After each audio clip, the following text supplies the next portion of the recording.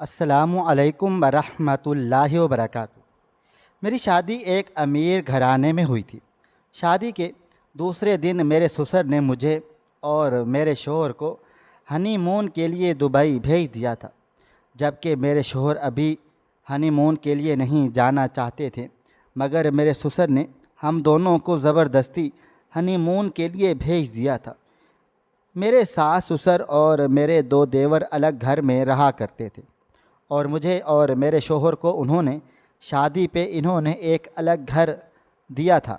میرے سسر کا ماننا تھا کہ ہر کسی کو اپنی زندگی اپنے ڈھنگ سے جینے کا حق ہے، اس لیے انہوں نے شادی کے وقت بھی میرے شوہر کو علیحدہ کر دیا تھا۔ میں خوشی سے ہواؤں میں اڑ رہی تھی، کیونکہ میں تو کبھی شہر سے باہر ہی نہیں گئی تھی، نہ ہی ہم اتنے امیر تھے۔ وہ تو قسمت سے میرا رشتہ اس گھرانے میں ہو گیا تھا۔ میں نے جلدی جلدی اپنا سامان پیک کرنا شروع کر دیا۔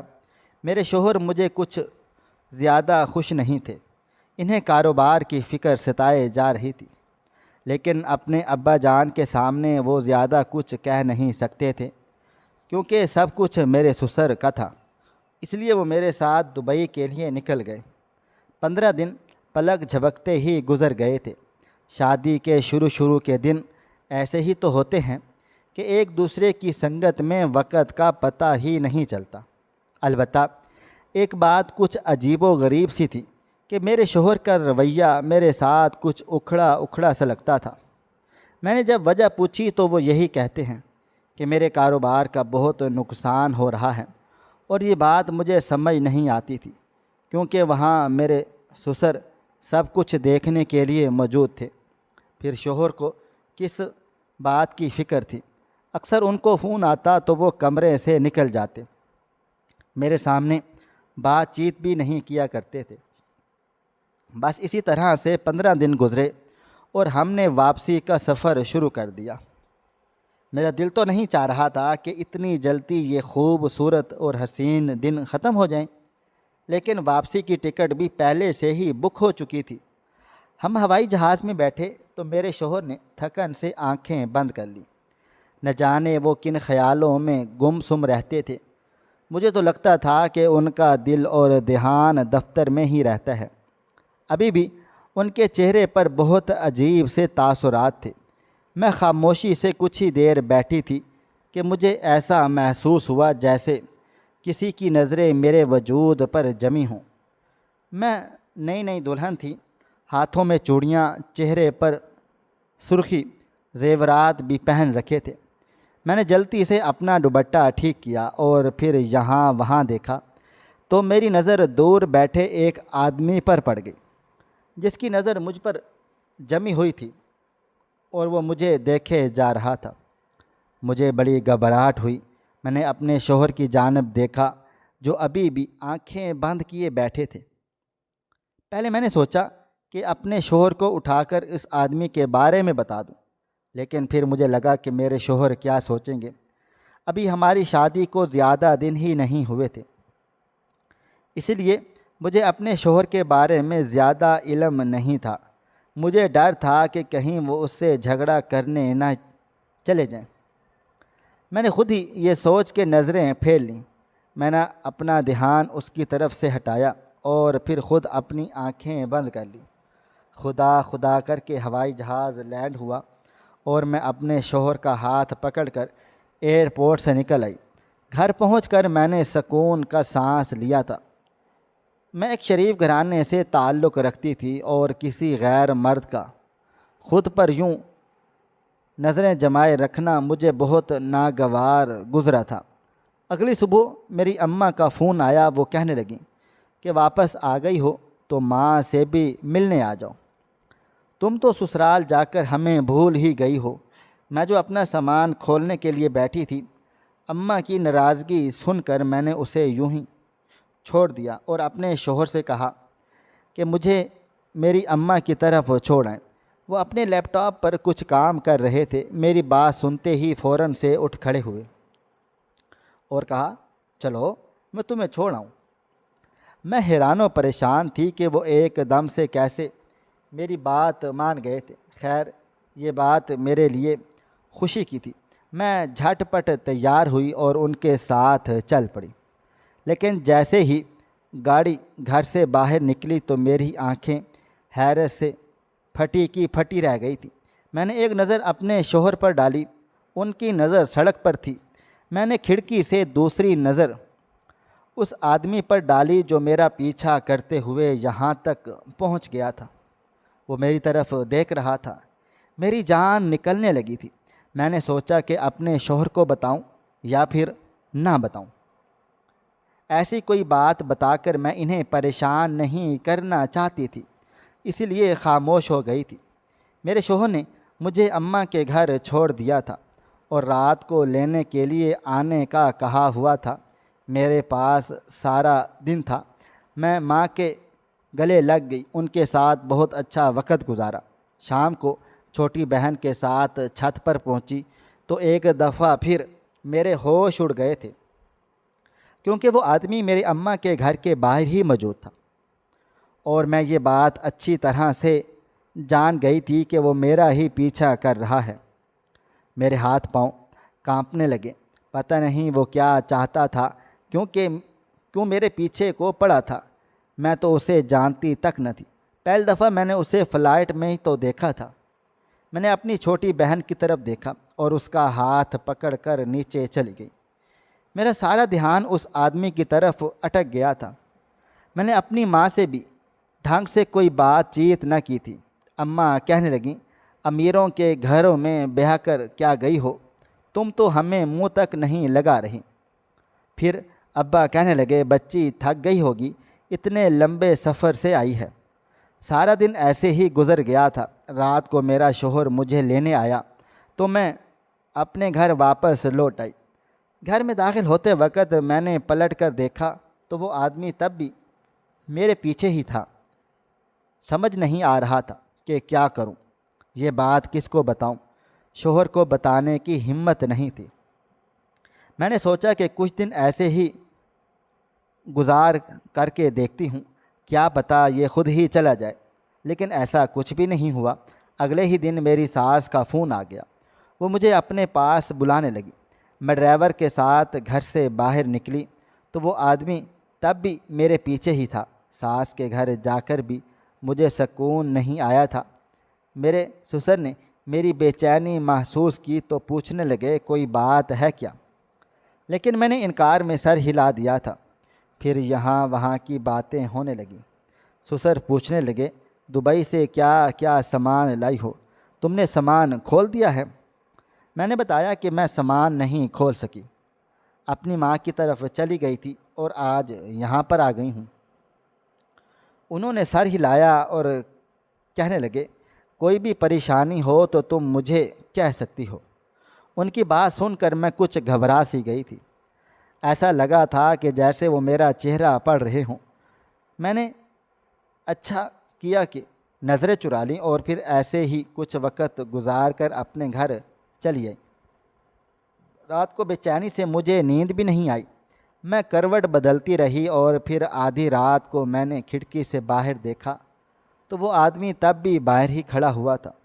اب تو میری جان ہی نکلنے لگی تھی۔ نہ جانے وہ کیوں دن رات میرا پیچھا کر رہا تھا۔ میں سوچ رہی تھی کہ اس مسئلے کا حل کیا نکالوں۔ اتنے میں میرا شوہر اٹھ کے میرے پاس آیا اور کہنے لگا، تم اتنی رات کو یہاں کیوں کھڑی ہو؟ میں نے سوچا کہ میں اپنے شوہر کو ساری حقیقت بتا دوں۔ مجھے ڈر بھی لگ رہا تھا اور پھر میں نے اپنے شوہر کو فلائٹ سے لے کر اب تک کی ساری بات بتا ڈالی۔ تب وہ ایک ہی دم غصہ ہوا اور کہنے لگا، مجھے تو یقین ہے تم نے ہی کچھ ایسا ویسا کیا ہوگا کہ وہ آدمی تمہارے پیچھے یہاں تک چلا آیا ہے اور دن رات گھر کے دروازے پر کھڑا ہے۔ شوہر کی بات سن کر میرے قدموں تلے سے زمین نکل گئی تھی۔ بجائے اس کے کہ وہ میری مشکل سمجھتا، میری مدد کرتا، اور وہ مجھے یہ قصوروار ٹھہرا رہا تھا۔ میں نے انکار میں سر ہلا دیا اور اپنے شوہر سے کہا کہ ایسا کچھ بھی نہیں ہے، آپ غلط سمجھ رہے ہیں۔ میرا شوہر طنزیہ ہنسا اور کہنے لگا، میں نے تو ابا کو پہلے ہی کہا تھا کہ اتنے غریب گھر کی لڑکی لانے کی کیا ضرورت ہے، تھوڑا سا پیسہ کیا دیکھے گی، پاگل ہونے لگے گی۔ اور دیکھو میری بات صحیح ثابت ہو گئی نا، تمہیں پیسے والا شوہر ملا تو تم نے پرانے عاشق کو بھی ساتھ لگا لیا۔ تم ہو ہی بس ذات، میں تمہیں پہلے ہی جان گیا تھا۔ اپنے شوہر کے خیالات جان کر میں دنگ رہ گئی تھی۔ مجھے یقین ہی نہ آیا تھا کہ وہ میرے بارے میں ایسا بھی سوچ سکتے ہیں۔ کیا اس لیے وہ مجھ سے بیزار سے تھے؟ کیا یہ شادی ان کی مرضی کے خلاف ہوئی تھی؟ میرا شوہر مجھے باتیں سنا کر واپس جا کر سو گیا تھا اور میں سر پکڑ کر بیٹھ گئی تھی۔ میری آنکھوں سے آنسو بہنے لگے تھے۔ یہ کیا مصیبت آ گئی؟ میں نے سوچا بھی نہیں تھا کہ شادی کے کچھ ہی دنوں کے بعد مجھے اپنے شوہر کا ایسا رنگ روپ دیکھنے کو ملے گا۔ جب کچھ سمجھ نہ آیا تو میں نے جائے نماز بچھا کر بیٹھ گئی اور خدا سے دعا مانگنے لگی کہ اللہ پاک سب کچھ ٹھیک کر دے۔ یہاں تو بات میرا گھر اجڑنے پر آ گئی تھی۔ میں نے سوچا بھی نہیں تھا کہ ایسا بھی کچھ ہو جائے گا۔ وہ آدمی کون تھا، کیوں میرے پیچھے پڑا تھا، میں نہیں جانتی تھی، لیکن اس کی وجہ سے میری زندگی ضرور اجڑ سکتی تھی۔ میرے والدین کوئی صدمہ برداشت نہیں کر سکتے تھے۔ بڑی مشکل سے میری اتنی اچھی جگہ رشتہ ہوا تھا۔ مجھے کیا معلوم تھا کہ یہ رشتہ میرے ساس سسر کی مرضی سے ہوا ہے اور میرے شوہر حسن کی مرضی اس میں شامل نہیں ہے۔ کم از کم حسن کے رویے سے تو ایسا ہی لگ رہا تھا کہ وہ اس شادی سے خوش نہیں تھے۔ صبح کو وہ دفتر کے لیے نکل گئے۔ میں سارا دن بن پانی کے مچھلی کی طرح تڑپتی رہ گئی۔ شام کو وہ واپس آئے تو تب بھی کوئی بات نہ کی، خود ہی میرا سامان کھول کر نہ جانے کیا کچھ تلاش کرنے لگے۔ میں نے جاننا چاہا تھا تو مجھے باہر کو دھکیل دیا اور کہنے لگے کہ دور ہٹ جاؤ۔ میرا سارا سامان انہوں نے بکھیر کر رکھ ڈالا تھا۔ ویسے بھی یہ مختصر سا سامان ہی تو تھا، اس لیے مجھے اس میں سے کسی چیز کی بھی ضرورت نہیں پڑی تھی۔ میں نے بس اماں کے گھر جاتے ہوئے اپنی بہن کا تحفہ نکالا تھا جو میں دبئی سے اس کے لیے لائی تھی۔ باقی کسی چیز کو چھیڑا بھی نہیں تھا۔ سارا سامان پھیلانے کے بعد میرے شوہر غصے سے باہر نکل گئے۔ ایسا لگ رہا تھا جیسے انہیں میرے کردار پر شک سا ہو گیا تھا۔ وہ کوئی ایسی چیز تلاش کرنا چاہتے تھے جس کے ذریعے وہ مجھے اپنی زندگی سے ہمیشہ کے لیے نکال سکے، لیکن میرے پاس ایسی کوئی بھی چیز نہیں تھی۔ میرا کسی سے بھی کوئی تعلق نہیں تھا۔ پھر کافی دیر کے بعد میرے شوہر واپس آئے۔ ان کا مزاج تب بھی اکھڑا ہوا تھا، ٹھیک نہ تھا۔ میں اپنے کمرے کی کھڑکی سے انہیں دیکھ رہی تھی۔ میں نے انہیں گاڑی سے اتر کر گھر میں داخل ہوتے ہوئے دیکھا تھا۔ جس انداز میں حسن نے گاڑی کا دروازہ بند کیا تھا، ایسا لگ رہا تھا جیسے وہ ہر چیز کو تہس نہس کر ڈالیں گے۔ شاید میں نے انجانے میں ایسا کچھ کر دیا تھا جس کا انجام بہت برا ہونے والا تھا۔ کچھ دیر میں نے کمرے میں انتظار کیا لیکن میرے شوہر اوپر نہ آئے۔ وہ نیچے لاؤنج میں ہی بیٹھ گئے تھے۔ میں پریشانی کے عالم میں کھڑکی پر پہنچی تو میری جان نکل گئی، کیونکہ وہی شخص گھر میں داخل ہو رہا تھا۔ اسے دیکھ کے میرے رونگٹے کھڑے ہو گئے تھے۔ اس کا ہمارے گھر میں آنے کے پیچھے کیا مقصد ہو سکتا ہے؟ یقیناً وہ یہاں کوئی نئی مصیبت کھڑا کرنے کے لیے آیا تھا۔ یہی سوچ کر میں جلدی اسے اپنے کمرے سے نکلی اور تیزی سے لاؤنج میں جا پہنچی۔ جب تک میرے شوہر سے کوئی بات کر چکا تھا اور میرا شوہر غصے سے اسے دیکھ رہا تھا۔ جیسے ہی میرے شوہر کی نظر مجھ پر پڑی، اس نے ہاتھ پکڑ کر مجھے کھینچا اور اس آدمی کی طرف دھکیل کر کہنے لگا، جاؤ لے جاؤ اس بد کردار کو۔ اس لیے تم یہاں آئے ہو نا؟ یہ میرے کسی کام کی نہیں ہے۔ مجھے ایسی بد کردار بیوی نہیں چاہیے ہے۔ اپنے شوہر کے منہ سے ایسی باتیں سن کر میری جان نکل گئی تھی۔ میں نے کہا، حسن خدا کے واسطے ایسی باتیں نہ کریں، میں اس شخص کو جانتی بھی نہیں ہوں۔ میری آنکھوں سے آنسو مسلسل بہے چلے جا رہے تھے، لیکن حسن کو مجھ پر رحم نہیں آیا تھا۔ وہ کہنے لگا، تمہارا اس کے ساتھ کوئی تعلق تو ضرور ہے۔ جبھی تو یہ تمہارا نام لے کر یہاں تک آ گیا ہے، ورنہ کسی غیر میں اتنی ہمت نہیں ہوتی کہ وہ کسی لڑکی کے لیے اس کے شوہر کے سامنے آواز اٹھائے، جاؤ دفع ہو جاؤ اس کے ساتھ۔ حسن نے مجھے گھر سے نکلنے پر مجبور کر دیا تھا۔ آدھی رات کو مجھے دھکے دے کر نکال دیا گیا تھا۔ اس آدمی نے مجھے اپنی گاڑی میں دھکیلا اور گاڑی چلا ڈالی۔ میں نے غصے میں اسے کہا، دروازہ کھولو اور مجھے جانے دو، لیکن وہ تو جیسے بہرا ہو گیا تھا۔ میں اب تک بھی سمجھ نہیں پائی تھی وہ کون ہے اور مجھ سے کیا چاہتا ہے۔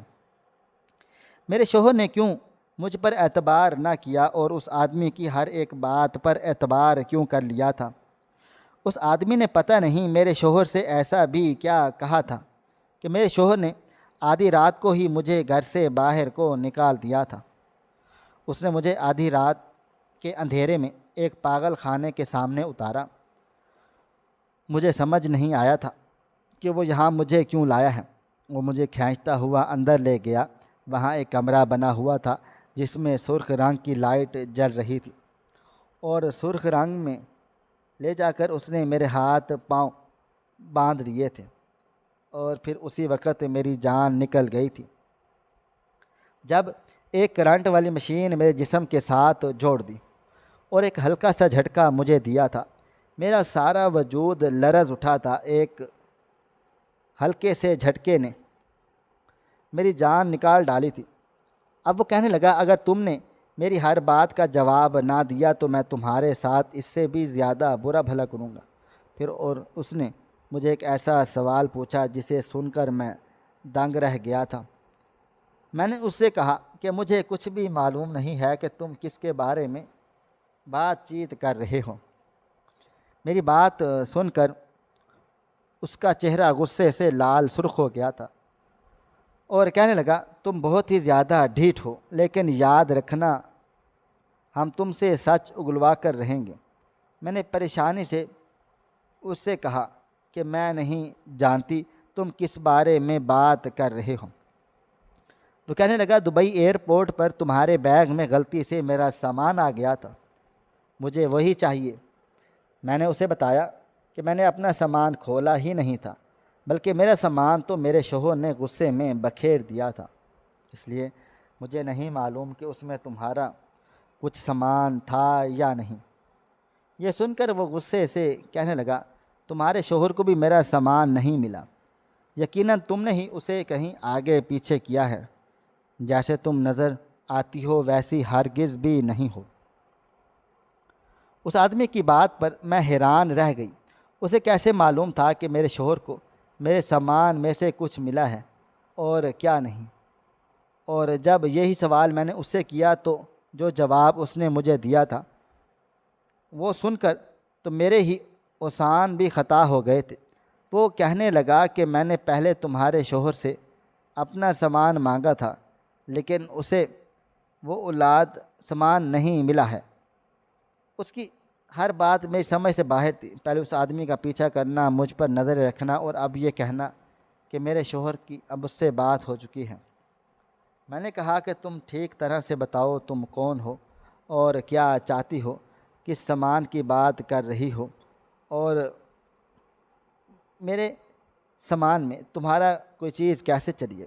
پھر اس نے مجھے جو کچھ بتایا کہ وہ کون ہے، وہ اپنے بلکہ میرا سامان تو میرے شوہر نے غصے میں بکھیر دیا، اس لیے مجھے نہیں معلوم تھا کہ اس میں تمہارا کوئی سامان تھا یا نہیں۔ وہ غصے سے کہنے لگا، تمہارے شوہر کو بھی میرا سامان نہیں ملا، یقیناً تم نے ہی اسے کہیں آگے پیچھے کو کر دیا ہے۔ جتنی تم نظر آتی ہو ویسی ہرگز ہو بھی نہیں۔ اس آدمی کی بات پر میں حیران و پریشان سی رہ گئی تھی۔ اسے کیسے معلوم تھا کہ میرے شوہر کو میرے سامان میں کیا ملا ہے اور کیا نہیں؟ جب یہی سوال میں نے ان سے پوچھا تو جو جواب انہوں نے مجھے دیا تھا وہ تو سن کر میرے اوسان ہی خطا ہو گئے تھے۔ وہ کہنے لگا کہ میں نے تمہاری شوہر سے اپنا سامان مانگا تھا، لیکن وہ اپنا سامان نہیں ملا ہے۔ اس کی ہر بات میری سمجھ سے باہر تھی۔ پہلے اس آدمی کا میرا پیچھا کرنا، مجھ پر نظریں رکھنا، اور اب کہنا کہ میرے شوہر کی اس سے بات ہو چکی ہے۔ میں نے کہا تم ٹھیک طرح سے بتاؤ تم کون ہو اور کیا چاہتے ہو، کس سامان کی بات کر رہی ہو؟ میرے سامان میں تمہاری کوئی چیز کیسے چلی آئی؟ پھر اس نے مجھے بتا دیا وہ کون ہے، اپنے سامان کی بات کر رہا ہے۔ سچ اتنا بھیانک تھا کہ جسے سن کر یقین کرنا بھی مشکل تھا۔ کتنے ہی لمحے میں سکتے کے عالم میں دیکھتی رہ گئی۔ اس آدمی نے میرا بتایا کہ وہ میرے شوہر کا کزن ہے، اور وہ واہ واہ میرا شوہر مل کر دبئی سے یہاں ہیرے کی سمگلنگ کرتے ہیں، جبکہ میرا شوہر مجھے ہنی مون کے لیے لے کر گیا تو وہیں اس نے کچھ قیمتی ہیرے بھی سمگلنگ کی خاطر لیے تھے، اور اسے میرے سامان میں بھی چھپا دیا تھا تاکہ اگر پکڑی بھی جاؤں تو میں ہی پکڑی جاؤں۔ اب دونوں ہی وہ ہیروں کو تلاش کر رہے تھے۔ وہ کروڑوں روپے کی مالکیت کے ہیرے تھے اور ان کا ملنا بہت ضروری ہے۔ میرا شوہر کھل جانے کے سامنے نہیں آنا چاہتا تھا، کیونکہ وہ ہمیشہ سے اس طرح شادی کر کے بیوی کو باہر لے کر جایا کرتا، اس لیے وہ اپنے آپ کو ظاہر نہیں کر سکتا تھا۔ میں نے اپنے شوہر کی پہلی بیوی نہیں تھی، لیکن وہ 2-3 شادیاں پہلے بھی کر چکا تھا، اور ایک دفعہ سمگلنگ کے بعد اس نے ایک طلاق بھی دے چکا، اس لیے اس نے اپنی کزن کا سہارا لیا۔ میرے سسر نے جان بوجھ کے اپنی بہو بنایا تھا، کیونکہ میں غریب گھر سے تھی، اور اگر میں پکڑی بھی جاتی تو کوئی مجھے بچانے بھی نہ آتا۔ دراصل میرے ساس سسر کا یہی کاروبار تھا۔ بیٹا اور باپ مل کر سمگلنگ کا کام کرتے تھے، اور مجھے شادی کے نام پر مہرہ بنا کر استعمال کیا جاتا رہا تھا۔ اب مجھے سمجھ آ گئی تھی کہ شادی کے اگلے دن ہی میرے سسر نے محبت سے میرے ہاتھوں میں ہنی مون کے ٹکٹ کیوں پکڑا دیے تھے۔ دراصل وہ تو میرے ذریعے ہیرے سمگل کرنا چاہتے تھے، لیکن حقیقت کی بات یہ تھی کہ مجھے اس ہیرے کی بالکل بھی تلاش نہ تھی، کچھ بھی اتا پتہ نہیں تھا۔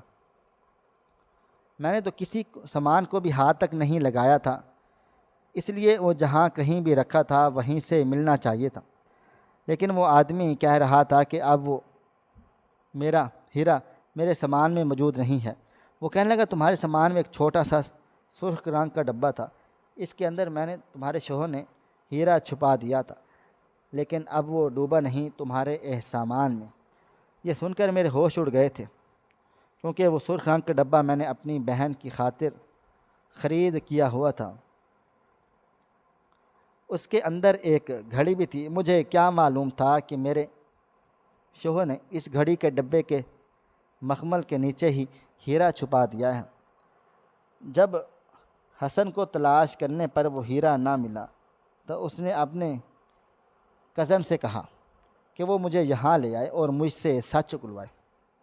میرے گھر والے میرے بارے میں کچھ پتہ بھی کرتے تو ہی میں بد کردار ثابت ہوتی۔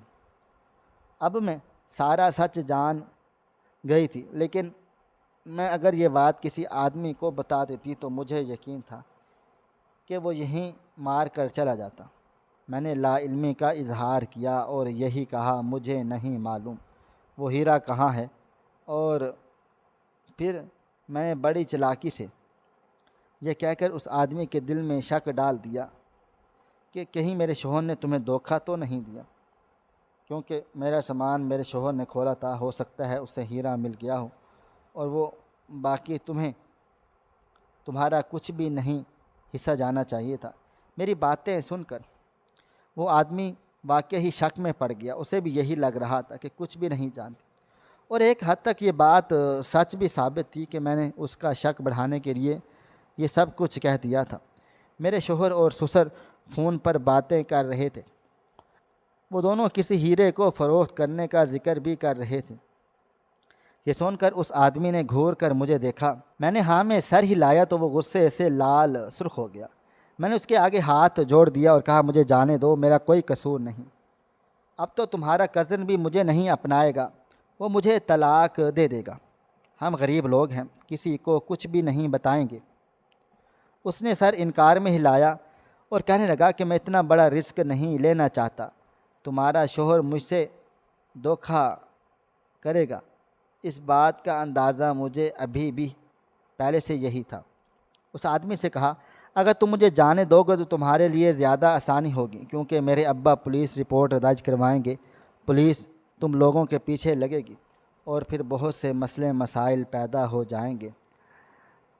لیکن اگر میں واپس آ گئی تو میرے گھر والوں کو بھی خاموش رہیں گے اور یہ بات باہر تک بھی نہیں جائے گی کہ تم اپنے طور پر ہیرے کی تلاش کر لینا۔ ویسے تو اب تک میرا شوہر وہ ہیرے فروخت کر چکا ہوگا۔